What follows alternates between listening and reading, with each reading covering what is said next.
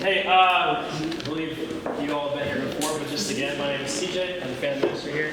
Thank you for coming out tonight. I am very excited about tonight's class, not only because I think the topic is super important, and I think whether you're parents or even children, like you want to have a close family. You've probably seen really close families growing up, and even if you had a good family, like you see something special there.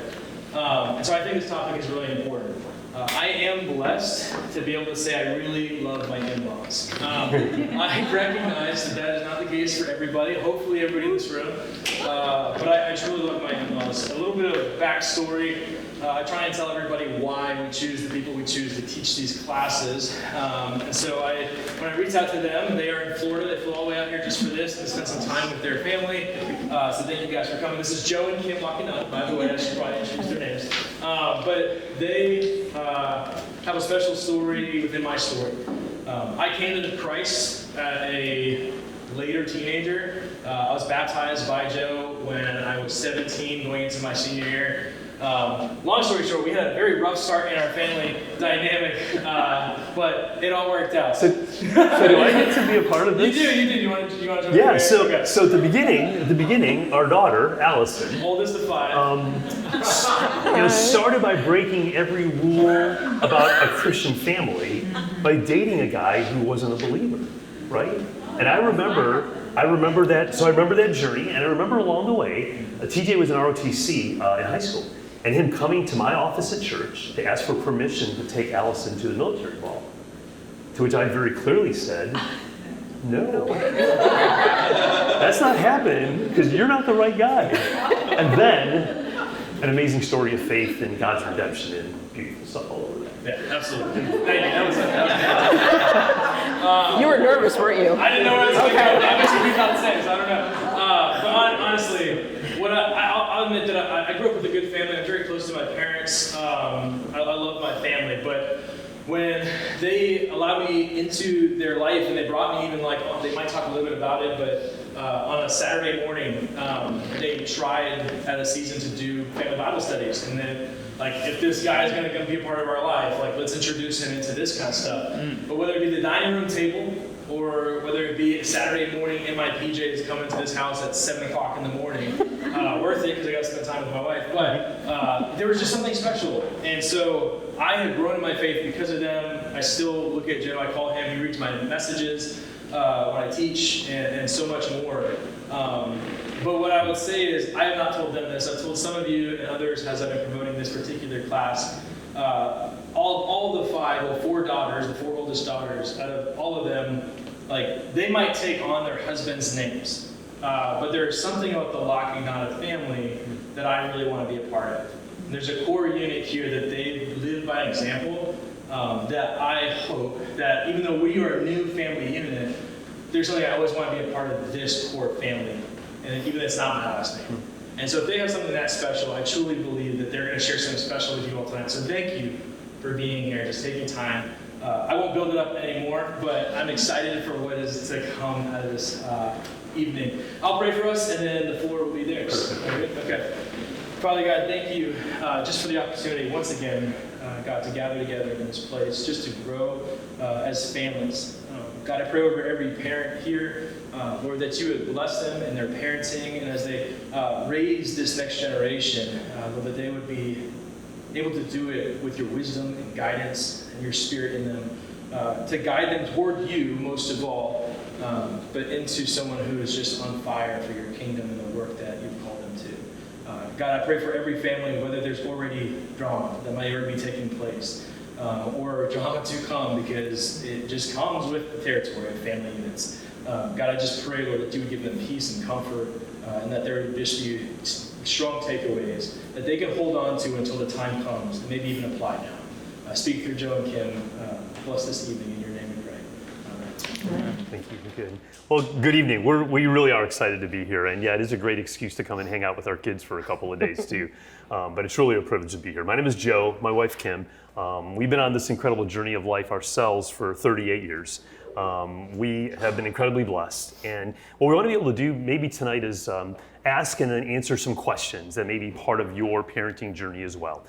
And what's interesting is we were starting to talk about what would be things that we would like to share with you and to express to you. It's not like we knew this stuff when we were parenting. But it's not like we started marriage and said, okay, here's exactly how we're going to raise our family. Here's exactly how it's going to go. And then one day we'll teach people how to do it. These are things that we learned along the way. And now looking back, we say, oh, these are maybe some of the principles. Maybe this is why it has worked for us. And so don't see that we have a formula to offer to you, but rather we've got some experience. Allison is our oldest, and Allison is 34 years old. So we've been in the parenting business, I know. We've been in the parenting business for 34 years. And we've got some stories to tell, and we want to be able to kind of share those stories kind of with you. Yeah. And so I'm Kim, and we have been married for 38 years. I am a preschool director, weekday preschool director at our church, and I was a stay-at-home mom for a good majority of the time that we were raising our kids, and so I did have that privilege to be able to be at home with them. It was an interesting experience. It was one that I would repeat. So if you're questioning that, know that I would repeat that. It was a great experience for us, and we really did enjoy the time that we got to spend with our kids and learning what we were doing as we were doing it. So, right. Yeah. I want to start by showing you this is where we are now. But what we want to talk about is how do we get there? This is where we are now. We are in this incredible season of life, enjoying adult children. We had two of our daughters married this year. Gabby got married this year to Dominic, and then Sarah and Nate were married this year as well. We have 4 daughters. We have another daughter who's with us in Florida. Her name is Christina. She's married to Anthony. And then we have a son who's 23. John's our youngest, and he's single. And so this is where we are now. And I want to show you this, though, just to offer maybe a glimpse of hope into the future. You might look where you're at now, you might wonder about the challenges you're in the midst of, and if you're doing toddler stuff and 2-year stuff, right, wherever you're at right now, go will this ever end, and what's it gonna be like? And I want to encourage you in that. This is what we're getting to enjoy now. My mom says this all the time, you are so lucky.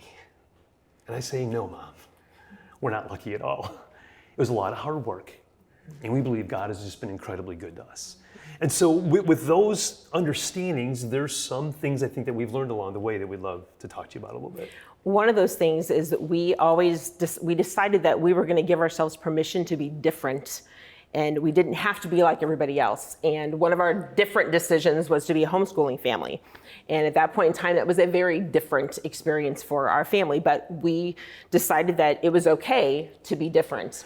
It was so different, in fact, that when we started homeschooling, I, at that moment in time, was a public school principal, public school, high school principal. And my wife says, we should homeschool. I say, that's a horrible idea. How could we possibly do that? How could I, as a public school principal, not send my kids to public school? So that was part of the journey. But even before those decisions, we were both like first generation followers of Jesus. And so I grew up in a faith-filled home, a church-going home, but didn't know what it meant to personally know Jesus until I went to college.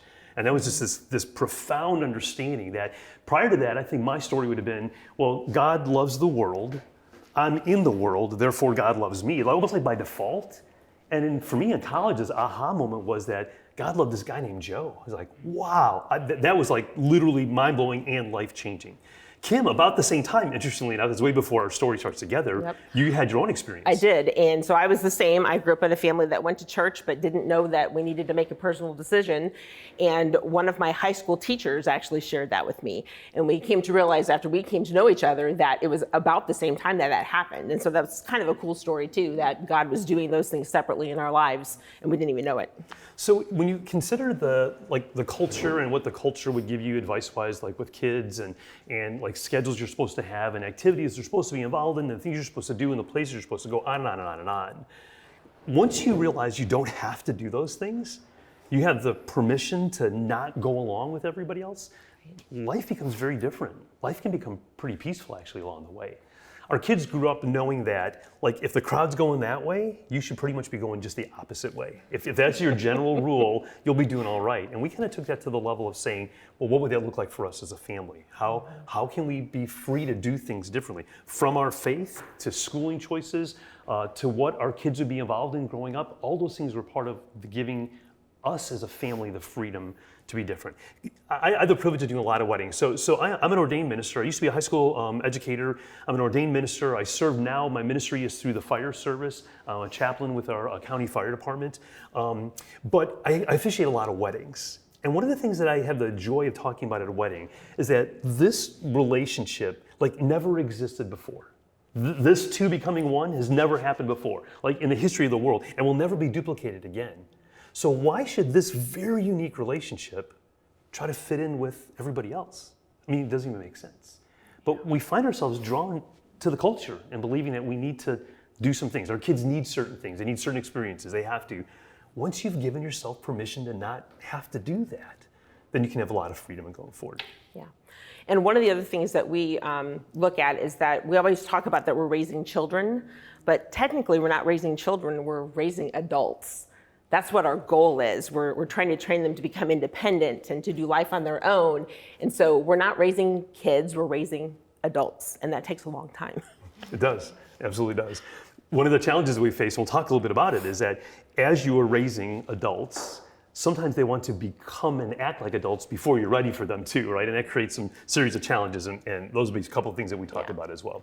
So as you consider your parenting now, your parenting style, your approach or philosophy, you probably parent in one of two ways. You either parent the way you were parented, because maybe it was a good experience, or you parent exactly the opposite of the way you were parented, because maybe it wasn't the greatest things. You learned some things both positively and negatively. I think the opportunity and maybe the challenge is, what if you just parented the way you want to parent, the way you believe God is leading you to parent, the way in which the scriptures would guide us to parent, the way in which wisdom says this is how you should parent. And I believe there's an opportunity again for this unique, beautiful family unit that you have, that you are, now to kind of take some roots on its own. Yeah. And to remember that the legacy you leave is more important than the heritage you've been given. So along those same lines, that if we need to make changes, make the changes and follow what God is calling you to do. It doesn't have to look like how it was for you. It can become what you want it to be based on what God is telling you. So we've got some questions that maybe we would think you would have that we would hope to answer during our time. And along the way, if you have other questions, let's just kind of talk about them. We'll have some formal Q&A time at the end, but please let's just talk along the way. This is a wonderful sized group. We can just interact. We're going. So the first question I think is this. Yeah, a couple of family things just so you can kind of make fun of our kids along the way. There you go. Can you pick out who's who in this room? So whose kids are they? Okay, that's a pretty fair question to begin with, because the answer to that question really kind of drives how you approach what your responsibility is, what your task is as parents. We oftentimes think that our children are these blank slates, and we have this opportunity to write on them and to guide them and mold them and shape them. And I'm not sure that that's what the scripture would help us to understand. But to rather to realize our kids have been created in God's image. And that can be maybe a little bit of a difficult pill to swallow when you get started with it. And our very first challenge along the way was when Allison decided what she wanted to do professionally. See, because I'm from a family of educators. My dad was a school teacher. My brother and sister still are in education. That was my background. I have an earned doctorate in educational administration. My brother has a PhD in music. My sister has her master's degree. So we're a family of educators. So as our firstborn is coming up through the ranks and is going through high school, it's like, so Allison, what's your college plan? Where are you heading, and what do you want to pursue, and what do you want to study? And because I want to cut hair. I want to be a cosmetologist. I had to look that up, a cosmetologist. Can you get a degree in that? What is that, cosmetology? Allison didn't go to college. But children in my image were supposed to go to college, right? But she wasn't made in my image. I mean, she looks like us. But she's created in God's image. That's a pretty significant start. So whose kids are they? You mentioned the blank slate, and we also talk about they're a book that needs to be read, not written. So we need to get to know who our kids are. They have tendencies, even from little. You can look at your little tiny baby as they start growing and becoming a toddler, and you can see what their personality is going to be like, and who they look more like, and what they start doing, and you begin to see what they may look like when they're grown-ups. So you see that with the kids you work with every day Absolutely. at preschool, right? Yes. Their personalities are there. They're already there. Their bent, Their we bent would say, yep. right, has already been established. Because God has created them to be who they are. Yeah. And we need to let him decide who they're going to be, not us. We look in scriptures and we can see Joseph's dreams of leadership would lead him to become a leader. Right? David was a strong warrior even when he was just fighting a lion and a bear. Jesus was found among the teachers, right, at a young age. There's something about what we're observing now in the ages of your children that we'll see going forward. And so we wrote the things down for our kids. And actually, I've got a letter that I want to read that I wrote to my kids. It's probably about 10 years ago, actually, here. Okay. But we wrote these things down. Allison, from a young age, was into fashion and makeup. You can look at her pictures and see from when she was little. Right? No surprise that we see what she's doing now. Gabby, a nurturer, right from the beginning, even as a young girl. We saw her always caring for others along the way. Christina, she's the daughter that you don't know. She had a profound sense of right and wrong. You know what Christina does today? She's a cop. Right? No surprise there. And we can look back and go, oh, yeah, that makes sense. There's actually this great quote we had at dinner one night that Christina was either going to be like the chief of police or a dictator of a small country. Kind of one of those two things. So. She might get to do both. The country still may become, yeah. Our daughter Sarah, who's maybe you've met because she's been around here a little bit. She was the kind of the quiet one, kind of always in the background a little bit. She was the fourth daughter, and then she came, not too long after her came our son John. And we're going to talk more about his story because it really is a very unique story. But Sarah, in the middle of that, we would say here, she was kind of always like in the background, overshadowed, and even maybe today, she would be the quieter one in our group. Mm-hmm. And then John, right from the beginning, showed his clear sense of logic. And maybe some of your kids do this. You give John a bag of M&Ms. Tell me, what's the first thing John's going to do with the M&Ms? Separate them by color, Separate by right? color. Exactly, separate them by color, and then eat them in a certain order after that. So we saw that right in the beginning. So I actually, this letter I want to share with you, this letter that I had the privilege of writing to my kids. This was for a Father's Day in 2014. It says, "You make me dad." They've already seen this, but just reminded us of this issue. Allison, my firstborn, I practiced everything on you. You pursued God's plans, not mine, which is why you're the beautiful, free-spirited, bold, daring, confident, godly young woman that you are. You make me dad. Gabrielle, you're the child. This is really cool for me to be able to do this with my kids here, just so you know that. Gabrielle, you're the child that I wasn't sure I'd have. After Allison was born, we miscarried, and then we didn't know if we were going to get pregnant again. You started timid and shy, but that didn't last too long. Wise, mature, thoughtful. Those words describe who you've become. You make me dad. Christina, who's my cop, you've always been the center child. From the very beginning, you were an all or nothing kind of kid. Today, that's seen as a great passion for the things that you believe in. You make me dad. Sarah, you showed up into an already busy family. It seems like you had to make your own way. Quietly and steadily, you found your place. Sometimes that place is snuggling into my side. You make me dad. Jonathan, things sure changed with you. A boy, now what? Focus, determination, challenging qualities in a 2-year-old, wonderful qualities in a young man. You make me dad. I see more and more each day that I'm the richest man alive. Much of that wealth is because of all of you. You have made me dad. But one of the things that we've realized in looking back at, was this incredible, unique way that our kids were created in God's image. And our very first kind of thought here, kind of even to consider whose kids are they? That's really a great place for you to begin thinking about your parenting journey. And one final thought on that is home is where parents cooperate with God to set in motion the life that He has for them. Home is where we cooperate with God to set in motion the plans that He has for them. That's what we get to do. That's our privilege.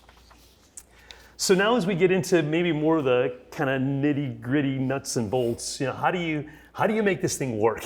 How do you make family time? The focus of our time is this sense of developing, connecting, caring relationships that are going to last with your children.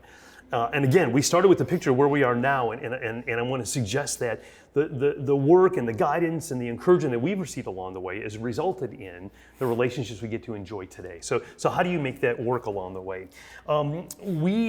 Back to this notion of giving ourselves a permission to be different, we knew that home was going to be the absolute center of our family.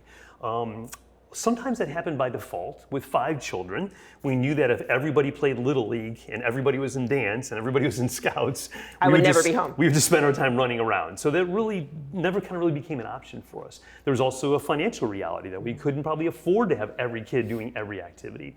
But the result of that was home became, in church, the places where we did life, where we were able to connect together. And so we try to be very intentional with that. So in our home, we have this beautiful thing called our kitchen table. I mean, not just in our home, you probably have a kitchen table too. But our kitchen table was in some state of disrepair, probably about 2 years ago now. And it was time to get a new kitchen table.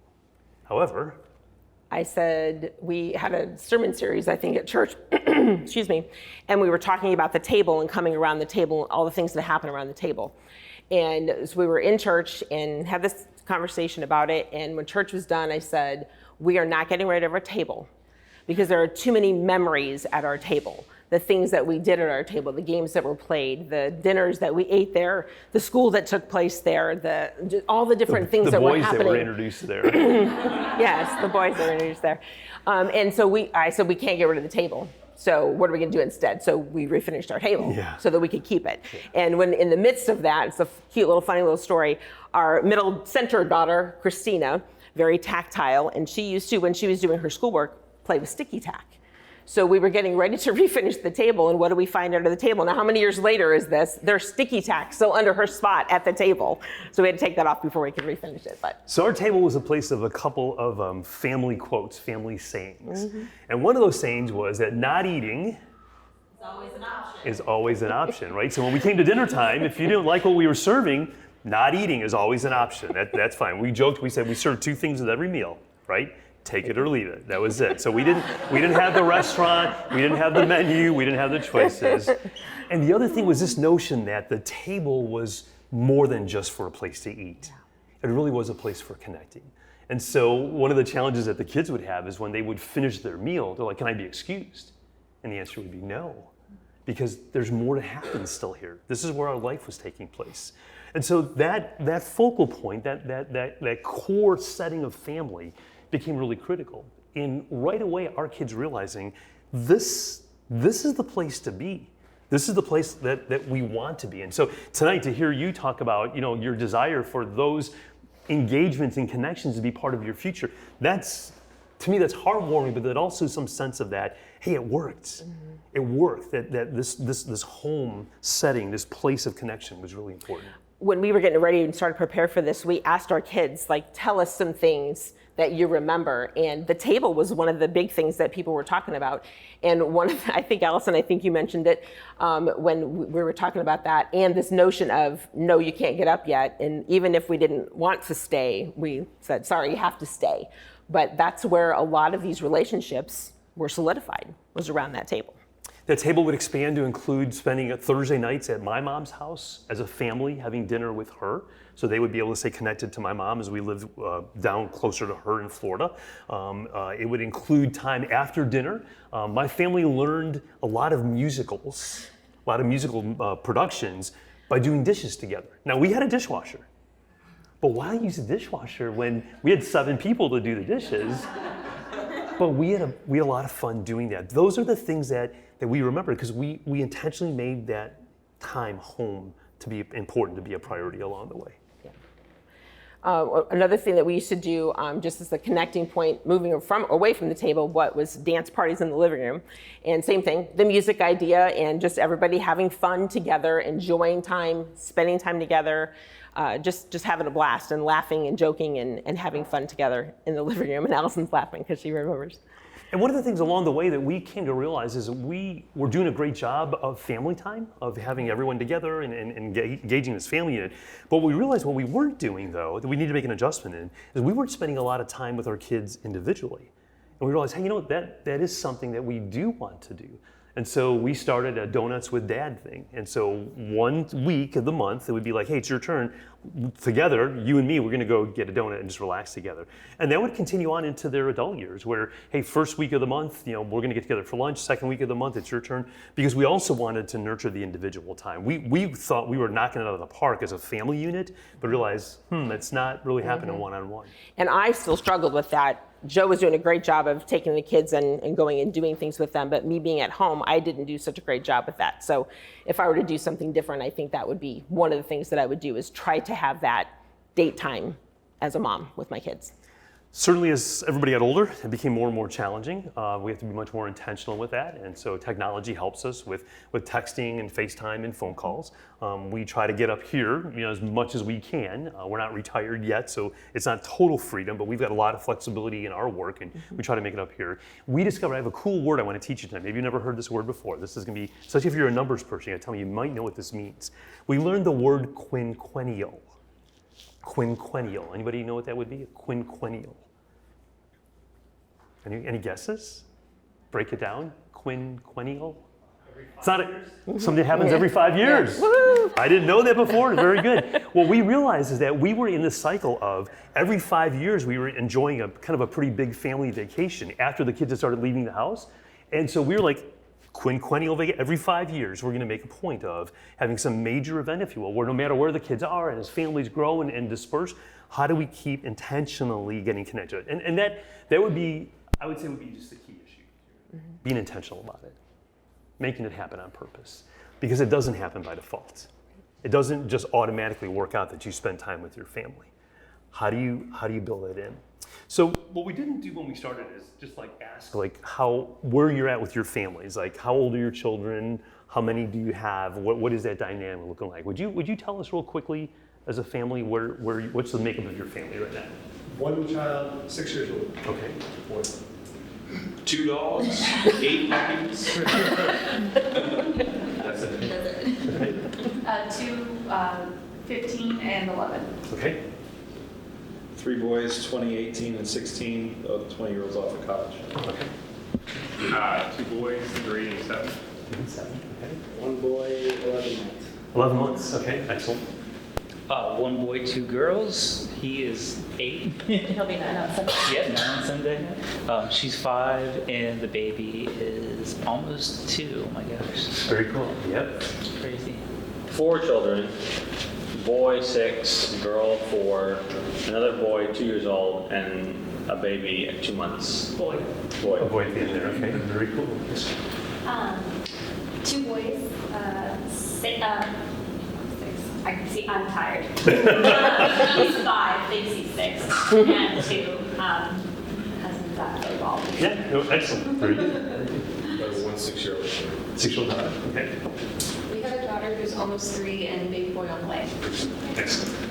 So even when you think about the dynamics of your home now, we talk about being intentional, and some of you, especially with younger ones, like, well, yeah, home is the center because they don't do anything else. They don't go anywhere else. They're here all the time. They're here all the time. But is there something, even like now, especially those of you maybe with older ones, is there something that gets in the way of that? What makes it hard to be intentional about this home being the center of your family? What gets in the way of that? What challenges? So what we want to do is have you take a couple minutes just to talk to the folks around your table a little bit, and then we'll talk about it together. But what gets in the way? What makes this hard? We're not talking about idealistic, but what makes it hard to really let home be the center? Or what maybe if you got younger ones, what do you see kind of coming ahead that might get in the way of that?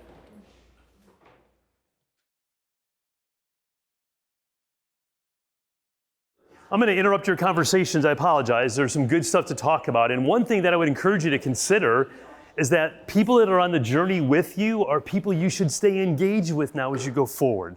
There's a reason you're here tonight. There's a reason you're here at church tonight, among people who have this common value of faith being important, not only to you, but to your family. So when you continue forward in this journey, these are the folks here. There's some people that are a little bit further ahead in terms of how old the kids are. There are others that are just kind of getting started, and that's wonderful.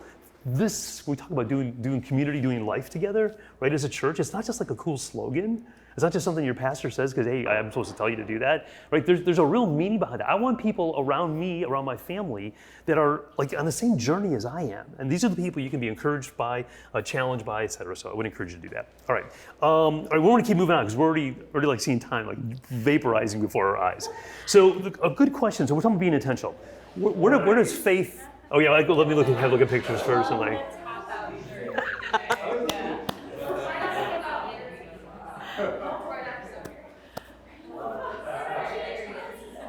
Look at that. They were babies. They were absolute babies. Aren't they fun? So where does faith fit into this whole family thing? We're talking about being intentional with the time we connect and we spend with our families, the home's the center. Where does faith fit into that? And one of the things I realize, and this begins with us though, is that if we live life like in a compartmental way, like faith is a thing that I do, like I had a quiet time this morning, check. Okay, I'm gonna go to a small group, check. I'm gonna go to church, check. Then our kids grow up seeing faith as something that it's an activity, it's an event. The goal that we would have for our own lives, though, is how do we bring Jesus into like every part of every day, right? Not just the times that are spiritual, whatever that means, but rather that I'm living out my faith as a part of who I am, as an expression of every aspect of my life. As kids see that, then it becomes part of what they see as well as the way they would live their lives. And to me, that's a real cool thing about the Deuteronomy passage, because the passage in Deuteronomy basically says, hey, you know what? As you're doing like regular life, like as you're taking them to school and as you're going to the grocery store and when you visit grandma and when you're playing t-ball, when you're doing all these normal things in life, let faith be part of that. And I know for us through the years, especially as the kids got older, they became part of our faith journey and even some of the faith struggles that we had along the way. For us, a real pivotal season in our life was when we moved to Florida in 2004. And we moved after a season of hurt from a ministry perspective, really searching and trying to understand what God was doing, where was God at, what was happening. But our older kids especially were aware of that. We wanted them to see that faith works. It's not just like a Sunday school, the right answer is Jesus, no matter what the question is, right? But that faith really makes it happen. But we had to live that in our own lives first. And so the encouragement, the challenge I would give you is let your faith become like real and like prevalent and like evasive over all that you are. Let it not just be an activity so your kids see that as hey, as you're going, let's let faith be a part of that story. One of the things that we try to do is be intentional, even along with it just being a regular part of life, was to be intentional and have some family devotional times together.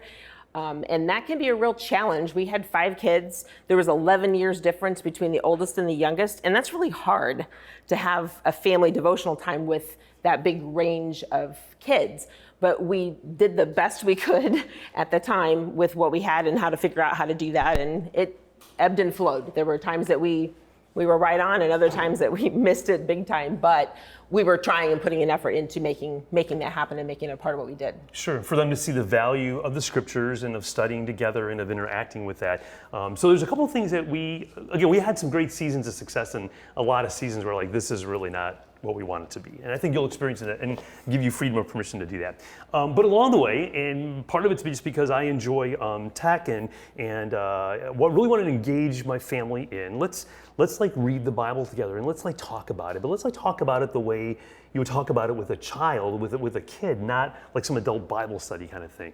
So that may be hard to find. So we put something together and we created we did a journey through the Gospels. And we were going to read a couple chapters of the Gospels every week over the summer and just kind of talk about it real basically. And we were at the point in time where we were using a blog to do that, and the kids would read the blog and see the questions, and then we would get together and talk about that along the way. And so I want to share with you that resource, only to say, hey, this isn't perfect, but it worked for us for a season. And maybe as your kids get a little bit older especially, that may be something that's helpful to them. So Allison's got a bookmark she's going to share with you that is the website for the work that I do as a fire chaplain, but on that website is a resource page. And some of those resources that we've used with our family are there. And we want to be able to just kind of share those with you. Yes, as you're going, but there also is the time for, hey, let's stop together and let's spend some time around this. But if we consider God's word as real and practical, then we're not wanting to have some theological study with the kids. We're wanting hey, we just read, Matthew chapter 4, and what does that mean for us today? How can we get to that? So when you get a chance later on to look at that website, if you go to the resources page, you're going to find 2 things that we put together. One is called Journey Through the Gospels, and it's just electronic on there. One is called Journey Through the Gospels, and we just took the 4 Gospels and we just walked through them. And after we finished that journey, we had a lot of fun with it. So then the journey continued with the rest of the New Testament. And we just had fun. But what I want to say is this was a family getting together to talk about faith. This wasn't meant to be like a deep Bible study or some theological treatise. This was like, hey, how do I actually intentionally engage my family? So for me, as a Christ follower and as a minister, the idea of being intentional in the scriptures is really important to me. And I believe also the need to be daily in the scriptures is really important to me.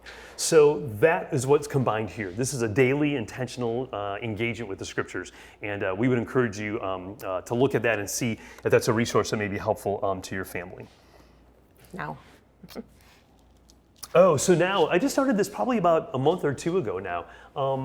I still I still believe in my role in my family as a spiritual leader. And yes, the men in my family now that my girls have married have that responsibility, but I believe I still have some of that. So now it's a weekly text just to encourage my kids.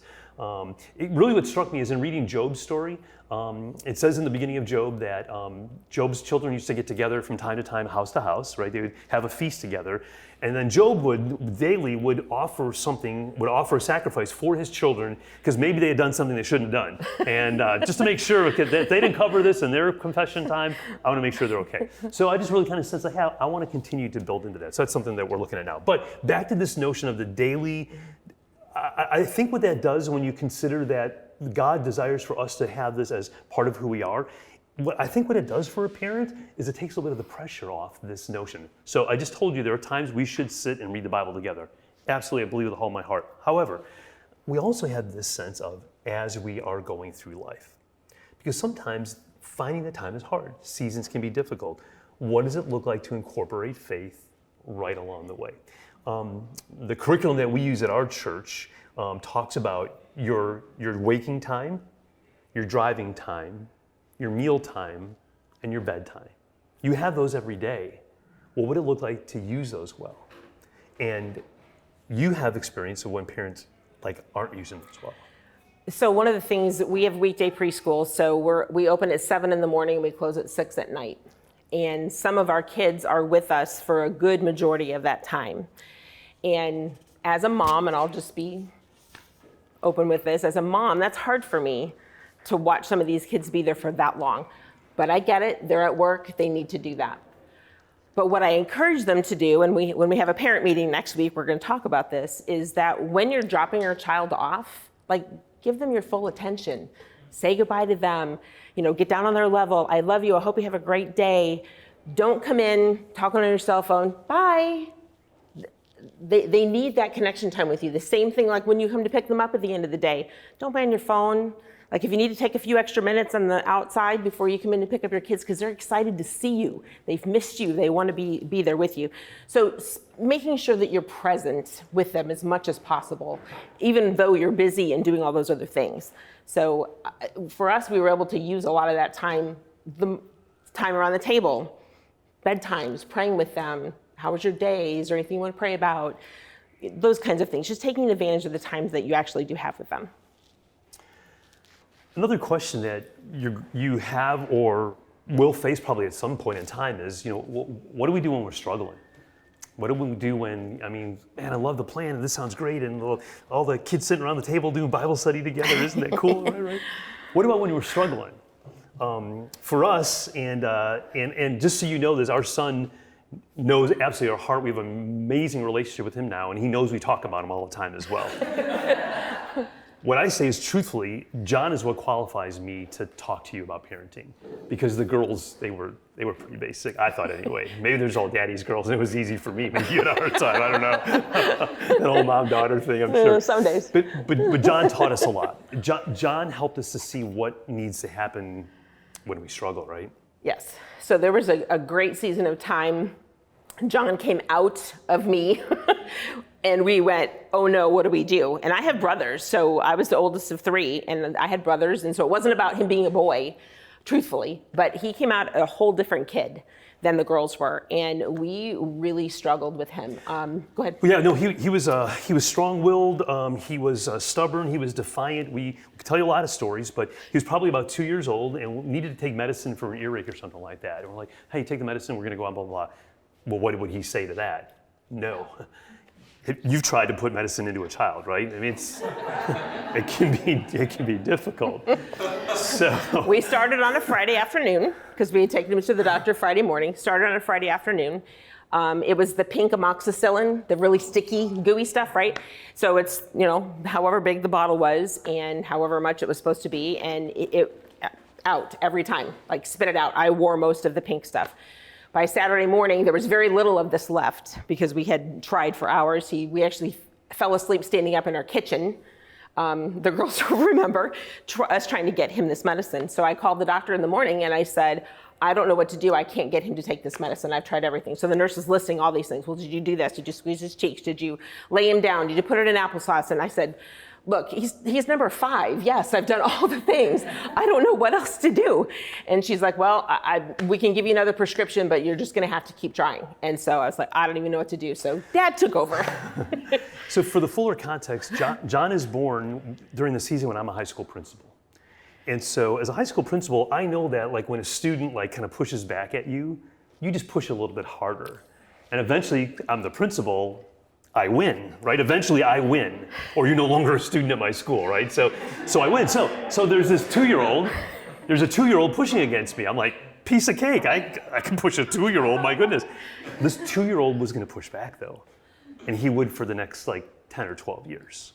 Yeah. And we got to the point, and there's a lot more to tell you, but we got to the point literally where John was gonna be the kid who when he left home would go as far away as he could. And our potential future relationship him would be non-existent. That was the point. I mean, we had, sadly, we had a very physical relationship, and I'm not happy to say that. John brought out an anger in me that I didn't even really know I had. He really brought out the worst. And we got to the point of understanding that we're gonna lose our son. He's not gonna be part of our future. That's the path we're on. This is probably 12, 13, 14 years old in that area there. So something had to change. But here's what I want you to hear. The change was not John. The change was me. I had to change the way I parented. I had to change the way I approached John. I had to change the way in which we connected. I had to change like the objective. What am I trying to get accomplished here? And there's a book that was profound during this season. It's called Parenting is Hard Work. And we're going to recommend this to everyone. We want somebody to take this from us tonight. But here's a real quick summary of the book. When our kids are young, we have control over them, right? At the end of the day, we're going to get them to do what we want them to do. We have that authority. We have the position. As they get older, there are our car keys, right? It's my money. We're going to be able to do that. But when they get to the point where they don't need that stuff from us anymore, if that's all we had to hold over them in the first place, then we're not going to have a relationship.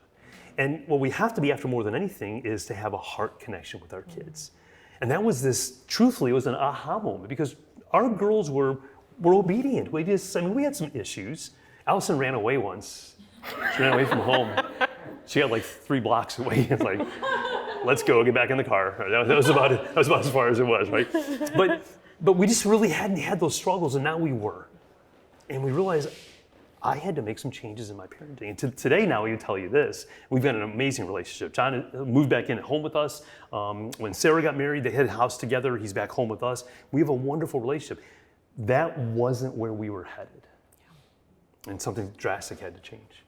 And the whole dynamic behind the book was just how do you help go beyond just obedience? We can make them obey, like you said. We can make them obey. We have ways to do that, whatever it happens to be. But how do we capture their heart? How do we want them to want to obey? And how do we do that in a godly way? And a lot of that was us changing how we parented him. And we felt like we knew what we were doing. We had 4 girls. We've got this, and we really did have to change how we parented him and try to capture his heart in the midst of all of that. And that really made a difference. And those changes looked like we were giving in to him. It really did. And the girls would tell you that. It looked like we wouldn't be as firm with him or as strict with him. I think what we understood is we were playing a long game here. Yeah. And I'm willing to give this up right now because in the long run, we're going to win. We're going to gain. We're going to have the relationship we want. But along the way, it's like, yes, I know it looks like he's getting away with this right now. I understand that, I get that, but see what we're doing. And again, the girls were all old enough at that time to kind of get it and understand and see, and they had been through some of the struggles with their brother as well. But it looked foreign. It looked wrong. It's like, no, I'm the dad, and this is just the way it's supposed to be.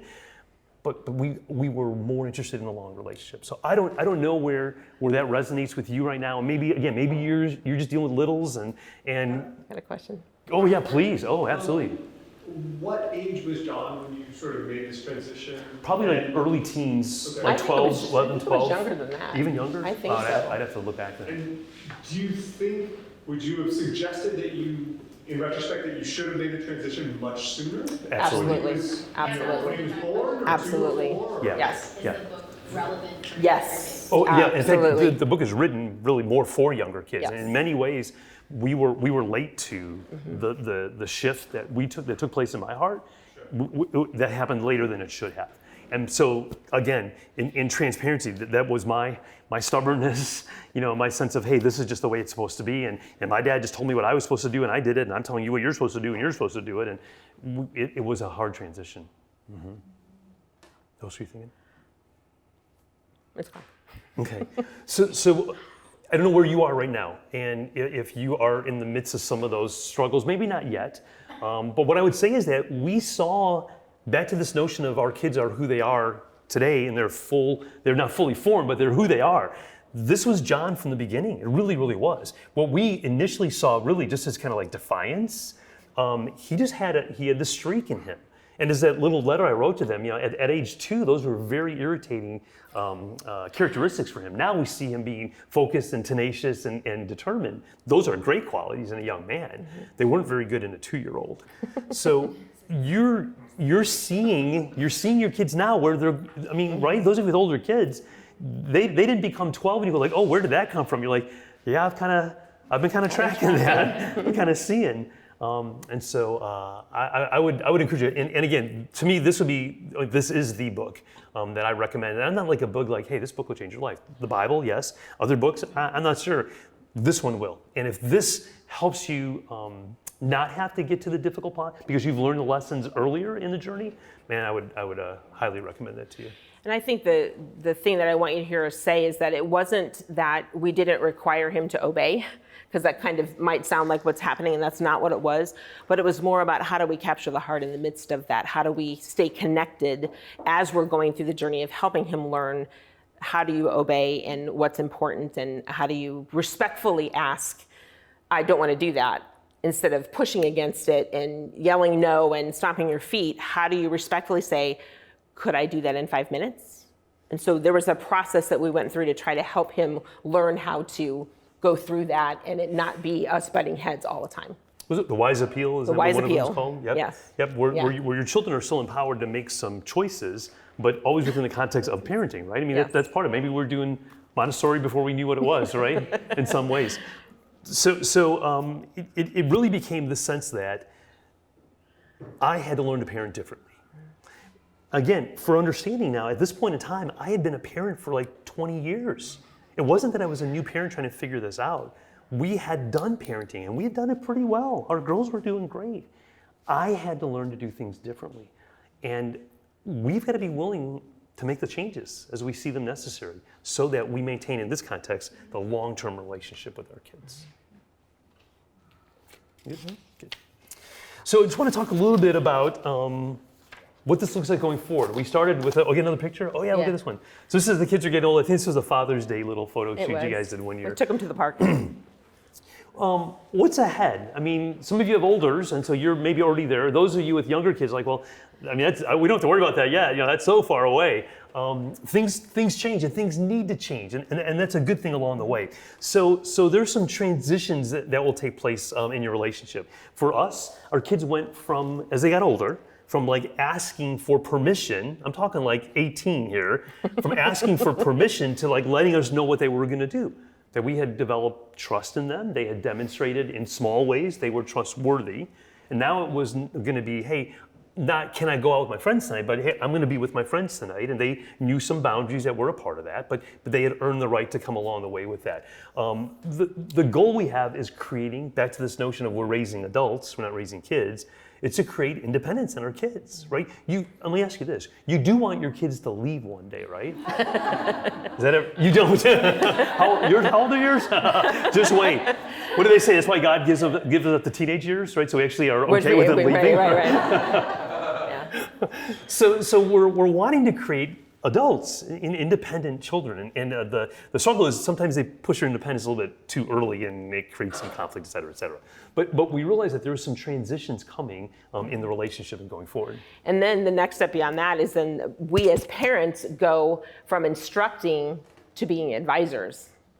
So instead of saying, this is how you need to do it, we talk with them about, okay, how do you think you should do that? And honestly, when you really look at it, we probably can do that a little earlier, maybe even than what we technically usually do, helping them learn how to make choices and make wise decisions and all of that. But as they get older, then it does need to become more an advising thing. And for us, we read a book together in a small group, and it was about your adult children. And so even now we have all these married children. And so it's no longer my role to parent them in the way that I parented them when they lived with us, when they were younger. But now it's waiting for them to ask my advice. And yeah, there you go. This is the book that we use, and again, we'll offer this as a recommendation. It's called Doing Life with Your Adult Children, but the subtitle is the best part. Keep your mouth shut and the doormat out, right? So no longer are we giving advice, we're available for conversations. The doormat, the door is always open, the invitation's always there, but we have to learn to kind of make that transition along the way. And it's hard to make the transition because you've done it for so many years. It's hard to go from, I'm instructing you as your mom, to, oh, I need to let them make this on their own. And I just need to wait and see if they want to ask my opinion. I probably have one about it, but sure. But I need to wait for them to ask me. The last formal thing we want to sort of present and talk about, and we want to spend some time talking with you. How do you know this is going to work? We showed you the picture of our family, where we are now. How do you know this is going to work? And I think what I would tell you is this. You don't. When we started our parenting journey, we didn't have that picture in our mind of where we were heading exactly, right? We're just trying to kind of keep up with our kids. I've always believed if you can stay like a half a page ahead of them, you're doing pretty well.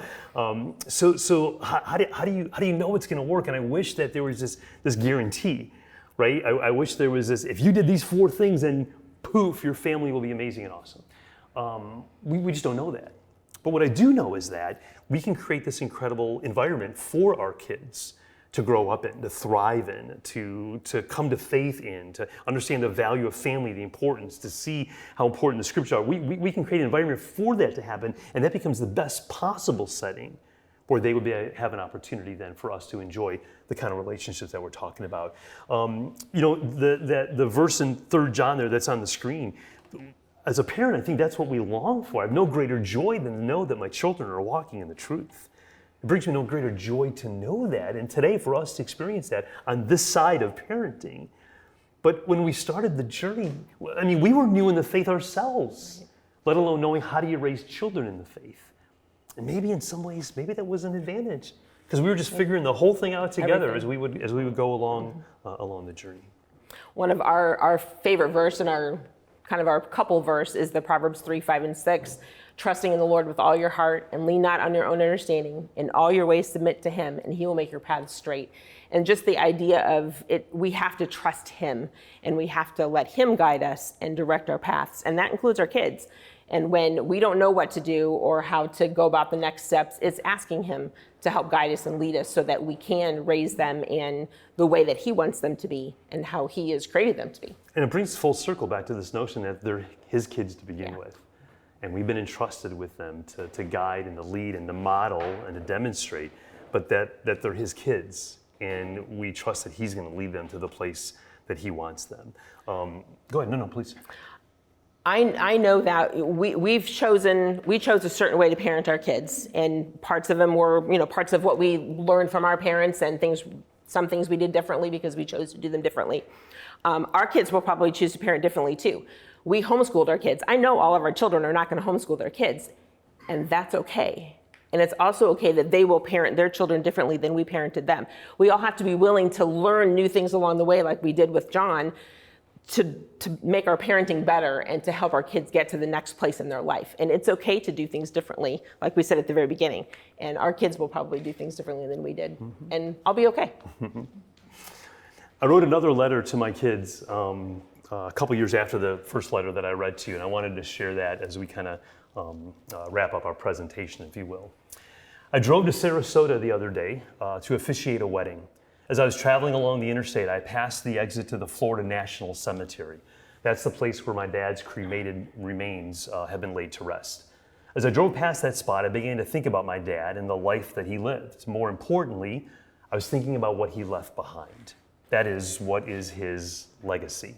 I know my dad made a difference as a teacher because I've heard stories over the years of the impact that he made. But when my dad was alive, he was one of 5 billion people who were in the world. His name won't be remembered by many, and it won't be remembered for very long. So I started thinking about my legacy. What will I leave behind? Sure, I would like to believe that I have made a difference in people's lives, people who have come to faith because of a message I've taught or a conversation that we've had, people who I've been able to help through the midst of a crisis, people who I've had the joy of marrying and the privilege of burying. But like my dad, I'm one of billions of people on the earth, and my name won't be remembered by many, and it won't be remembered for long. So what's my legacy?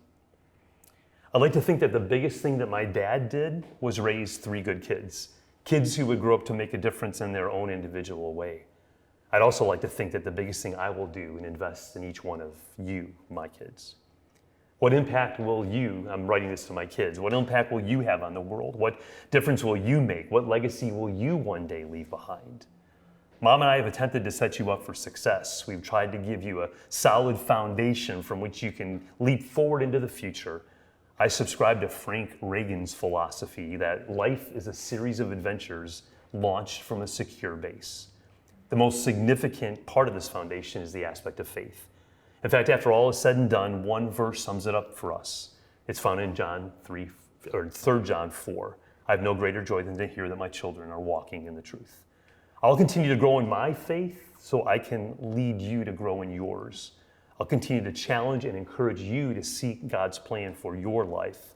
I'll celebrate success with you and stand by you through defeat because after all, you are my legacy. That's the long game that we're playing. That's the opportunity I think we have. And parenting is hard. Parenting is full of uncertainty. It's full of questioning ourselves. Are we doing the right thing, the best thing, the proper thing? I don't think we always know that. The things that we shared with you tonight, we didn't know these when we started. This is us looking back over 30 years of parenting and going, hey, this looks like a couple things that maybe worked actually, and maybe they would help somebody else going forward. There's a wonderful journey ahead of you, though. And I want you to maybe think about what that future looks like for you and for your family, and hold on to that as hope in the middle of difficult times along the way. We want to just take some time for kind of questions and answers next. Let me, hang on a second here, let me move this over. So,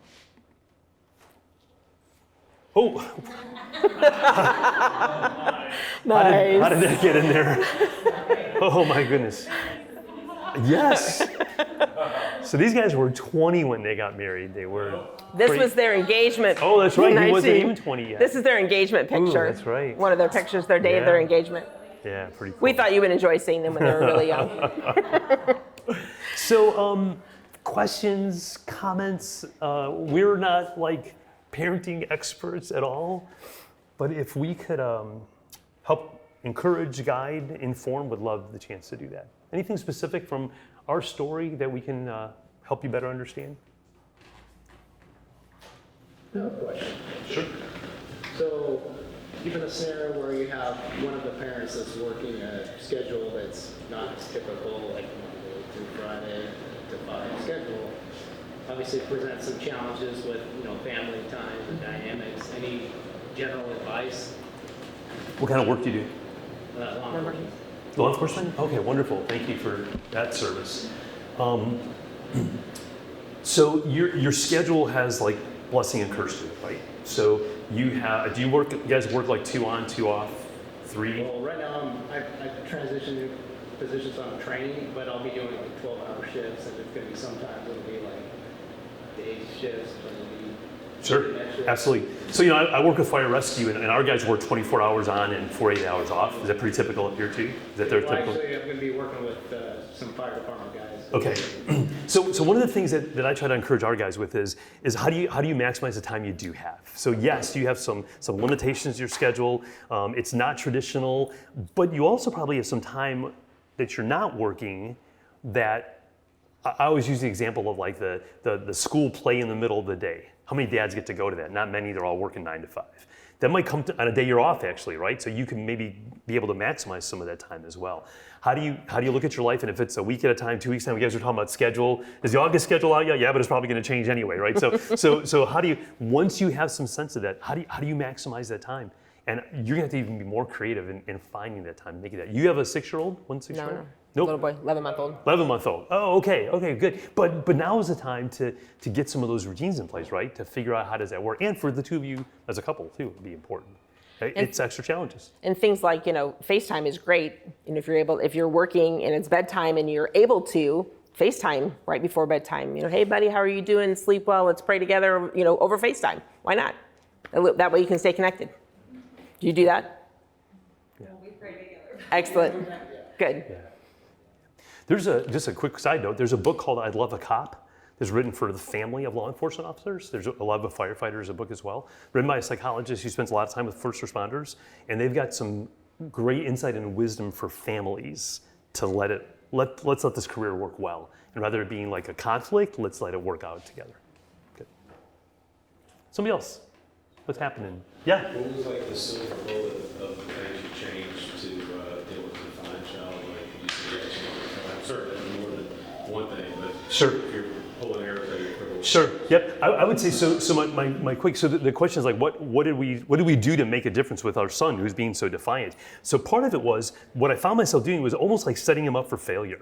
Like I'm going to give you an instruction that like I know you're going to defy, and then I'm going to be angry after you do that, right? I mean, so and that's where a little more grace came in, which at first looked like giving in, but if the goal is to clean your room, okay? Well, how many different ways can you get your room clean? There's more than you realize, right? And so how do you give him some freedom to make some of those choices inside of, hey, here's what we're going to get done.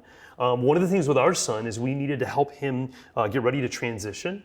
So if we like last minute, hey, buddy, it's time to go. Boom, we're gonna have a meltdown and a blow up. Where, hey, in 15 minutes, in 10 minutes, in 5 minutes, in a week, in a month, I mean, whatever's going on there. But so how do you find ways to help them where it doesn't have to always be like him being forced to say yes or no, because you know he's not going to say yes, so he's going to say no. Why do we do? I'd have to be more specific with you, and we could talk. I'd be happy to. Right, and some things might be, so let's say that the goal is that, they need to put their shoes on because you're getting ready to leave the house. And this is going to be an issue. So can you somehow, it sounds silly, but can you make a game out of it? How fast can you put your shoes on? Or which shoes would you like to wear? And give them choices that way to make it a little bit less of a demand and more of a way to, okay, let's draw them into whatever needs to happen so that they feel like they have some choice in the matter, even though the end goal is you've got to put your shoes on because we have to go to the store, but how do we get there? And there's more than one way to get there. This was not an easy transition for me because, put your stinking shoes on. We're getting ready to leave.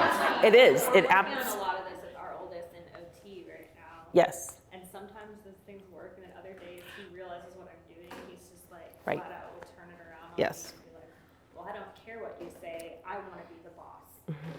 He literally said that to me last night when we were going to bed. Yeah. He was like, I want to be the boss. So, I wanna be so you." what could he be the And I was boss? like, But what could he be the boss of? Right. Inside of your authority, Right. what could he be the boss of? Right. Yeah, that's Right. true. That's good. Right, and that would be the point. Is Like, there tell are him, some. Like, you told me you wanted to be the boss yesterday, so you could be the boss. Of, right, or what would you like to be the boss of? Yeah. And give him some You told me opportunity you that wanted way. to be the boss of, so he could play video games whenever he wanted. Someday you'll get to do that. That's what I told him. I was like, well, someday you'll own a house and you'll have kids and you can play video games. But right now, that's not an option. Yes. Yes.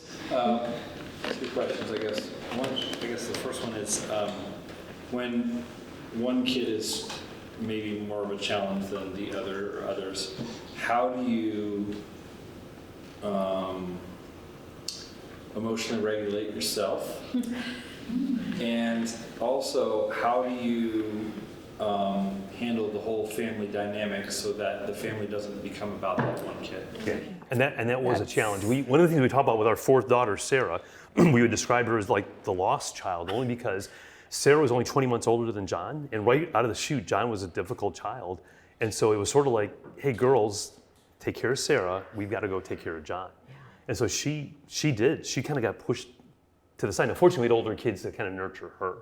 But I think that is a challenge. I don't have an answer, like black and white answer for that, because the rest of the kids are watching you, and here it was with our youngest, we were parenting differently, absolutely so. And it wasn't fair sometimes. We gave in to John. It's certainly what it looked like, and at times it actually was. Yeah. One of the things I would say about the regulation part, it's kind of a funny story, but we had a conversation about, okay, because John would definitely infuriate Joe at times because he was being so defiant, and he emotionally was not in a place to be able to deal with that. So we had to come up with some kind of a sign, like, you need to take a break, without having to say it out loud.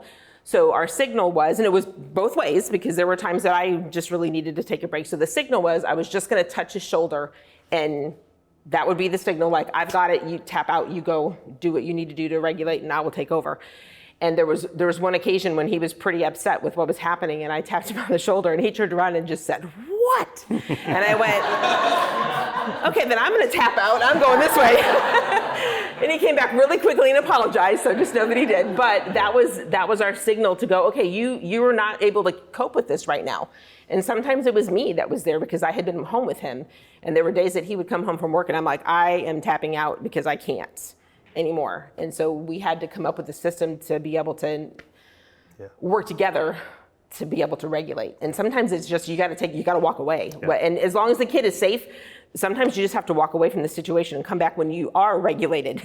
Yeah. Because it doesn't help. That would be one of the big lessons that for me is that, the previous way, or my default way, was the battle is on now, I will win this battle, and we're just gonna stay at it until you lose. I mean, that was it. And so we literally, I mean, as he got older and bigger, kind of scuffling around, which was kind of easy when he was little, all of a sudden, I'm like fighting a grown man right now. This is not good for either of us. Right. And so I had to walk away, which looks like giving in. It's really, I mean, it's hard. You mentioned rewiring the brain, and that's really what had to happen for us to get to a different place. I don't know if that helped. And I knew them lost. Mm-hmm. Yes. And you just really have to find a way to disengage from it, because use the term executive state, when we're not in our executive state thinking clearly, we don't act right. And that's what we're seeing in our kids. So when they're acting that way, we can't act that way too. So if we have to walk away from it so we can calm our body enough to be able to deal with what's really going on, that's what we need to do. Yeah. As long as they're safe, walk away, come back to it. So my second question is sort of follow up to that. What did it look like for you to let your kids fail at things as they got older? And how did you handle that emotionally as you watched them fail? So, great question. I'd have to think about specific examples of major failures. Maybe we didn't experience major failures, but we valued early on the idea of natural consequences, right? I think one of the best parenting things you can do sometimes is not to do anything. Let it happen. I mean, again, they're safe and it's going to be a failure, but it's not going to be life-ending or threatening, et cetera. But there are times that we soften the blow for our kids that we shouldn't. And so when we let those natural consequences roll, there's some great learning that can happen, and you don't have to do anything. You kind of let that take place. Now, is it hard to watch your kids fail? Yeah, that can be very difficult. I'm just trying to think of an example, I can't think of anything major, but maybe something along the lines of, they've started to work. Our kids all worked when they were in high school. So it might be something like, they stayed up way too late playing games one night and they were late to work the next day. I'm sad that you're late to work and you're going to get reprimanded, but you made that choice. So yes, it's a failure, but you're going to have to deal with those consequences, whatever that ends up to be. But it's not something I need to step into, because naturally that's going to happen. Yeah. I'd have to think hard about. In many ways, we have not had to process through major poor life choices. Our kids have done pretty well. We've been pretty blessed with that. That can be hard. If you guys want to come on up, we're gonna wrap up, but we are happy to stick around and talk. And again, please, I hope that maybe we can just encourage you, because there's not an answer. There's not a cookie cutter. Our kids are all different, beautifully and wonderfully so, right? They're created in God's image as this unique individual that God has entrusted us with for just this very short season of time. And so hopefully, if you can see some light at the end, if you will, if you can be encouraged along the way, that'd be wonderful. What we want to leave you with is this beautiful blessing from the scriptures that was put to song then, that you would see God's favor in your family, that you would be living your lives in such a way that He would indeed bless. That you would create this environment where your kids can thrive, and that you would know, and the chorus will sing this, that God is for you, God is for your family. God wants your family to be a strong place, and He wants it to be a light as well for the families that are around you. And so for you to have this perfect family isn't really what the objective or the goal is, but how do you learn to navigate the challenges that you face? I tell people all the time, I have learned more about myself through parenting than anything else. And I've also learned more about what it means for God to be my Father through parenting, more than anything else. If you would realize that you're not a finished work yet either, right? You're still being formed and shaped into the image of Christ. And God uses every situation of your experience to make that possible. And often what He uses is the difficult experiences to do some real refining work deep in your soul. I think parenting is part of that journey. Parenting is part of what God is using to bring out more and more of Jesus in you. And so with that change of perspective, which is what you're talking about, all of a sudden it looks a little bit different. And I get it that we need our kids to be obedient, and we've got things we've got to get done, and they have to be at school on time. I get that. But isn't there maybe something greater happening, that when you're in the middle of it, you miss it? When you're in the middle of the diapers and the appointments and the schedules, it's kind of hard to see that. So for these last couple of minutes as we finish, we just want this blessing to be received by you. We want you to understand God desires to continue to guide you, nurture you as you take care of His kids along the way. Ellie and TJ are going to kind of sing the blessing, and then I want to come back and I'll just close us with a word of prayer, okay?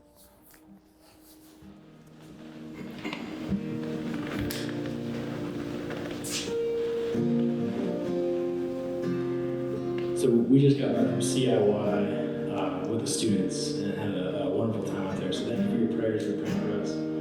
But we did this thing with the students. We did prayer postures and worship postures. And what I want to invite you guys to do is just kind of close your eyes. There's not going to be words on the screen. It's just going to be us. And, you don't have to look at us, you know.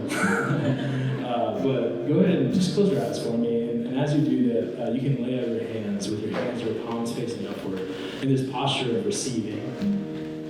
I truly believe that God wants to give you all that you have, or all that you need to parent your children. And so I just want to pray or sing this blessing over you, and that you would receive it. May His favor be upon you in 1,000 generations, in your family, in your children, and their children, and their children. May His favor be upon you in 1,000 generations, in your family, in your children, and your children, and your children. May His favor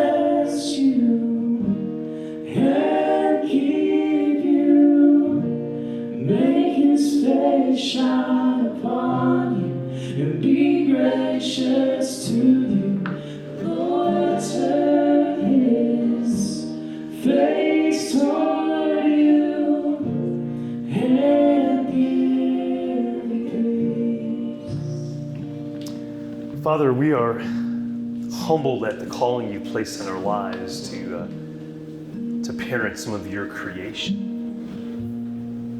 Those that you've entrusted into our homes to guide and to nurture. And there are times we feel very, very unqualified to do that. And yet I thank you as you continue to work out our salvation with fear and trembling, that you continue to build into us the ability, the capacity, the wisdom, the understanding to accomplish that task. Thank you that we're not alone in doing that you promised to come alongside of us, to be with us as your children are raised. And I pray that you would give us great wisdom and insight and skill. Thank you for a community of believers that together can be encouragers to one another, who can lift each other up in times of difficulty and challenge and offer some insight and even practical ideas of how to make the journey just a little bit better. Father, more than anything, I pray that you would continue to work out your purposes in our own lives, continue to mold us into the people you'd have us to be. And as you do that in our lives, may our kids see that. And may they have that desire to know and then to pursue you as well. Father, I ask you to give us great grace and peace as we leave here tonight. As we get back home with our kids and to our kids, may bedtime be wonderful and relaxing and peaceful. May you let it be free of conflict, maybe even just for tonight. May we see that as a picture and a glimpse of your presence with us in all that we do. And then for the moms and dads here, may our rest be deep tonight. May you restore and refresh us, prepared to meet the day with the treasures you've placed into our homes. Thank you, Father, for being with us in all that we do. Jesus, thank you for loving us so much you'd be willing to die for us. Continue to show us how to live best. I pray all this in Jesus' name. Amen. We pray peace to all of you. It's been really a privilege to be with you, and if we can help along the way or answer some questions, we'd sure be happy to do that. Thanks for sharing some time. It's good to be together with you.